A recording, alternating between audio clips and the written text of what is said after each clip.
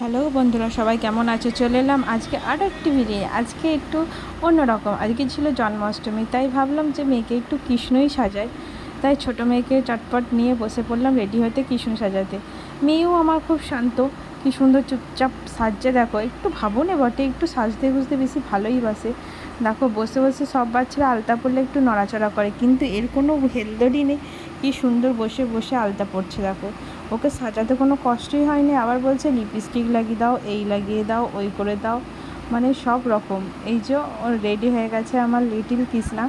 এটা রাধা অবশ্য, কিন্তু আমি তাকে কৃষ্ণ হিসাবেই দেখি। সেই জন্য জন্মাষ্টমীর দিন একটু কৃষ্ণ না ইয়ে করলে হয়। এটা আমার ছোট্ট নাড়ুগোপাল। তোমাদের এই নাড়ুগোপালটা তোমাদের কেমন লাগলো? এই নাড়ুগোপালটার দুষ্টুমি দেখতে পেয়েছো কেমন? নাড়ুগোপালকে আমার সাজানো হয়ে গেছে, তারপর শুরু হয়ে গেছে ফটোশ্যুট। এই যে ওর একটা পিসুমণি চলে এসছে ওকে ফটোশ্যুট করানোর জন্য। অবস্থা দেখো পিসুমণিকে মানে যা বলছে ও করার বদলে কি উল্টো পাল্টা কাজ করছে। আর সঙ্গে দিদি যোগ দিয়েছে। এই দেখো দিদি হাততালি দিয়ে বলছে এইদিকে তাকা, ওইদিকে তাকা।